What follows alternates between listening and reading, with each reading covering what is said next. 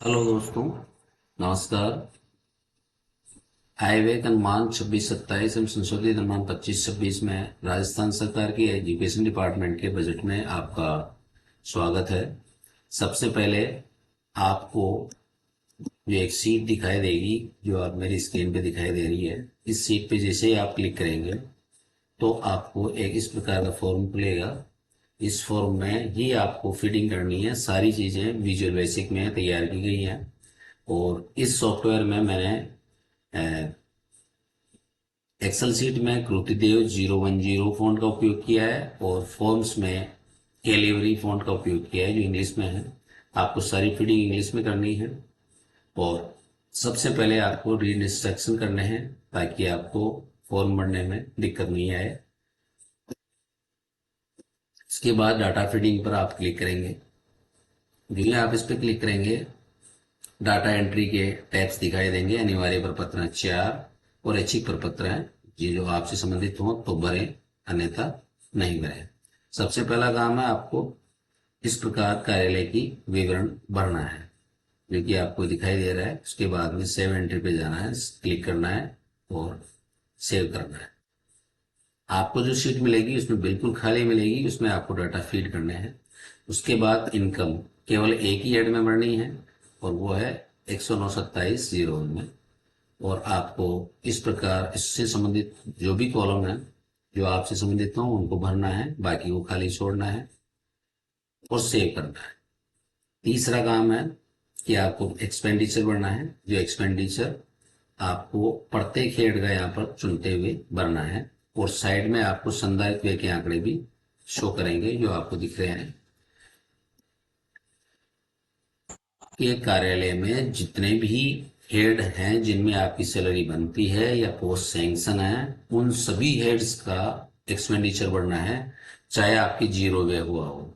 जैसे कोई हेड है आपका, जैसे 2202-02-109-02-00, इस हेड में आपके 1 रुपया भी खर्च नहीं हुआ है, यानी कि पोस्ट सैंक्शन थी, लेकिन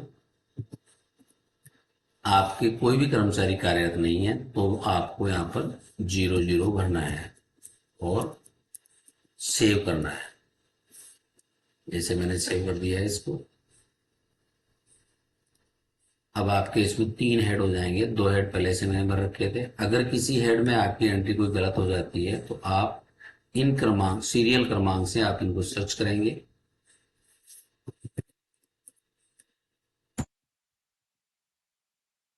सर्च पर प्रेस करेंगे, लेकिन फिर भी आपके जरिए यहाँ पर 01 वाला नहीं आया है क्रमांक। दूसरी बार और प्रेस करते ही 01 हो जाएगा। हमने ये डाटा भर रखे थे। अगर हम इसमें बदलाव करना चाहते हैं कुछ भी, तो हम अब सेव बटन पर प्रेस नहीं कर पाएंगे क्योंकि सेव बटन हाइड हो गया है। अब आपका अपडेट बटन कार्य करेगा क्योंकि अपडेट हमने कर दिया। अगर आप इस पर डिलीट पे क्लिक करते हैं तो आपकी एंट्री डिलीट हो जाएगी। इस प्रकार जितने भी हेड 6, 7, 10 या जितने भी हेड हैं आपके, उन सभी हेड की एंट्री इसमें करनी है। इसके अलावा लास्ट का जो फॉर्म है वो है एम्प्लॉय डिटेल। एम्प्लॉय डिटेल में आपको अपने एम्प्लॉय से संबंधित सारी विवरण इसमें भरना है और प्रत्येक एम्प्लॉय, प्रत्येक हेड में जितने एम्प्लॉय हैं उनको बारी बारी से, यानी कि जितने भी पदनाम आपके सैंक्शन हैं, जैसे 2 लेक्चरर, बड़ी 2 लेक्चरर यानी कि व्याख्याता आपके सैंक्शन थे, तो आप दोनों व्याख्याताओं को बारी बारी से सिलेक्ट करना है और हेड सिलेक्ट करना है, वीडियो कोड भरना है। और कर्मचारी यदि आपके हैं तो कर्मचारी का नाम लिखेंगे, पदनाम जैसे देखिए व्याख्याता। राजपत्रित के लिए जी भरेंगे और अराजपत्रित के लिए एनजी भरेंगे। शैक्षिक कार्मिक के लिए एस और मंत्रालय के लिए एम भरेंगे। कर्मचारी का नाम यदि पोस्ट वैकेंट है, वैकेंट भर के ही आपको आगे की विवरण नहीं भरना है।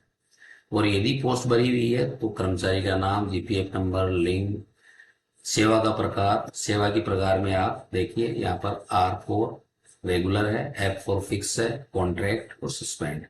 इनमें से कोई सा विवरण आप सिलेक्ट कर सकते हैं। यदि कोई कार्मिक हैंडीकैप्ड है, एच भरना है। मंत्रालय के लिए कैशियर भत्ता होता है, सी सिलेक्ट कर सकते हैं। और अगर 4th क्लास है तो वाशिंग अलाउंस मिलता है तो डब्ल्यू भरना है। पे मैट्रिक लेवल, आप जो भी इससे संबंधित पहले पे मैट्रिक लेवल है वो भरना है। बेसिक पे 1 जुलाई को जितनी भी बेसिक पे थी वो डालनी है, जन्म तिथि डालनी है, सेवा में प्रथम कार्यक्रम तिथि डालनी है, वार्षिक वेतन वृद्धि का माह कौन सा है, जैसे जुलाई है या जनवरी है, वो आपको डालना है। इसके अलावा यदि 31 मार्च 2027 तक कोई कार्मिक रिटायर हो रहा है तो उस कार्मिक की अवशेष पीएल भी यहाँ पर लिखनी है। अगर कार्मिक का नाम आता है तो ये पूरे विवरण आपको भरने हैं। कार्मिक का नाम नहीं आता है, केवल वैकेंट है, तो आपको सेव करना है। यहाँ पर देखिए, यहाँ पर ये मैंने तीसरा कर्मचारी सेव किया है, ये कर्मचारी आ गया है।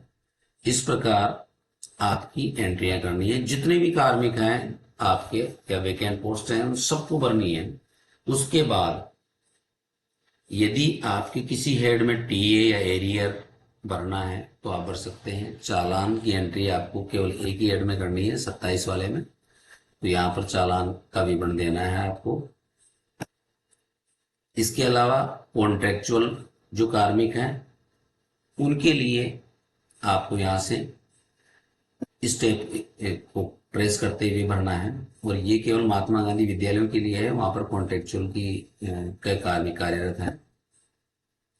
इसके अलावा एनरोलमेंट, यदि आपके डीडीओ या आपके बजट टीम वाले मांगते हैं तो आप एनरोलमेंट भी साथ ले जाएंगे। बिल्डिंग रेंट पे चल रही है तो इसको भरना है। व्हीकल, अगर आपका सरकारी व्हीकल है तो आप व्हीकल इंफॉर्मेशन बनाएंगे। व्हीकल किराए पे ले रखा है अगर आपके ऑफिस से तो आप उसकी इंफॉर्मेशन भरेंगे। और बैंक इंफॉर्मेशन, कंप्यूटर इंफॉर्मेशन और टेलीफोन इंफॉर्मेशन ये कार्यालय के लिए है। अगर आपने इन सब ऊपर वाले 4 प्रपत्रों को भर लिया तो आपका बजट बिल्कुल तैयार है। अब आपको वापस होम पे जाना है और रिपोर्ट जनरेट करनी है। रिपोर्ट जनरेट में देखिए, आप जो ही आप इस पे क्लिक करेंगे आपको जितनी आपने हेड फीड किए हैं वो हेड शो करेगा, और कितनी पोस्टें फीड की है वो भी दिखाएगा यहाँ पर। और जिस हेड ने आपने विवरण में जिस हेड में सेलेक्ट किया था वो हेड भी दिखाएगा। अब आपको कौन सी हेड की रिपोर्ट जनरेट करनी है उसको सिलेक्ट करना है और रिपोर्ट जनरेट पे क्लिक करना है। जो ही आप रिपोर्ट जनरेट करेंगे आपकी रिपोर्ट जनरेट होकर तैयार हो जाएगी और आपको एक अगले पेज पे लेके जाएगी, जिस पेज पर बहुत सारे पेज आपको दिखाई देंगे, बहुत सारे टैब्स दिखाई देंगे।